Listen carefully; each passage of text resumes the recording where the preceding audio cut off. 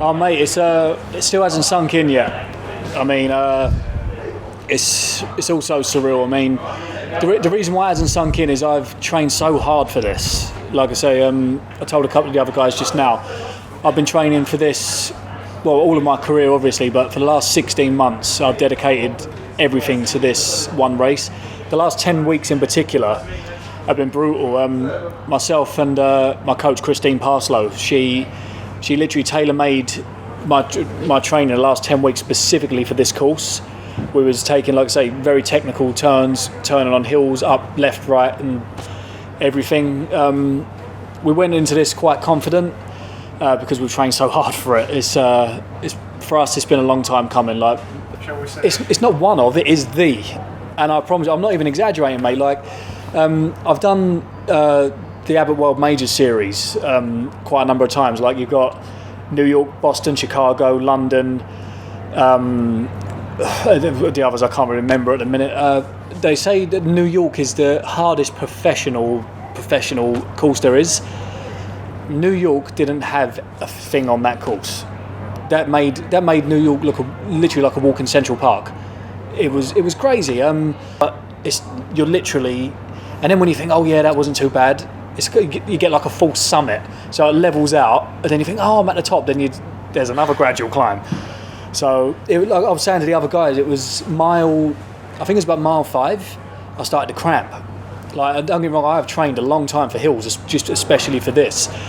I started getting cramping, even in my fingers. My fingers hurt, you know what I mean? It was cramping my palms, my wrists, my elbows, my shoulders. Then my triceps starting to cramp, so it was hard to push. Then I had a lactic acid build up in my back, and I was looking down, I was like, blimey, I've got 21 miles to go, you know what I mean? So, and then David Weir took off, and I was like, right, great, now I've got to catch him. And like I say, poor Dave, I felt so sorry for him. When I saw him sitting on the side of the road, I was gutted for him, genuinely. But one thing I say to everybody, I say it quite a lot, the best thing about sport is anything can happen, and particularly in racing.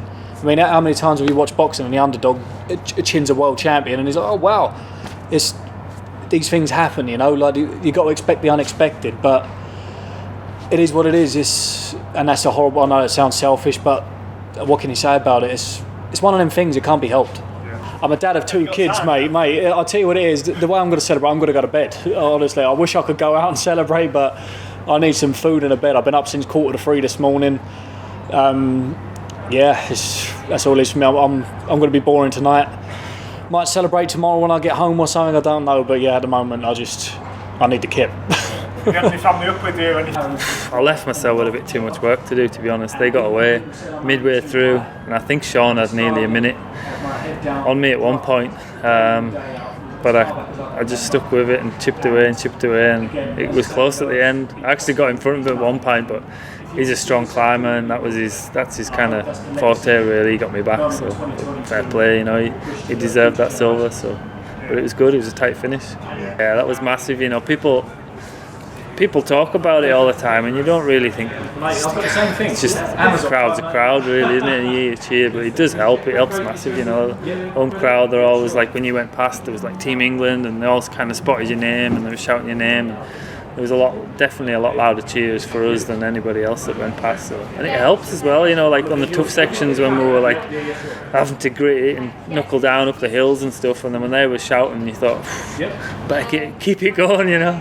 So it was, you know, it does happen to everybody, you know, it's part of racing, you can get a puncture whenever, but especially when you're in the gold sort of medal position in home games. And, you know, the funny thing was, I mean, me and David, we were rooming together in the village, and he never takes a spare tyre anywhere. And the night before all that, he showed me, I bought a new canister, because I always carry a spare tyre and a gas canister to blow it up. And he bought the equipment, and he said, how do I use it? What do I do? Blah, blah, blah. And I kind of showed him how to use it, and he's like, no, I've never took one before. I'll jinx myself if I take it. And he put it back in his bag. He's probably wishing he didn't now, but yeah, it's all part of it, you know. He's won plenty of races, hasn't he? And he'd be definitely gutted about this one, but you know, it's part and parcel of it, really, isn't it?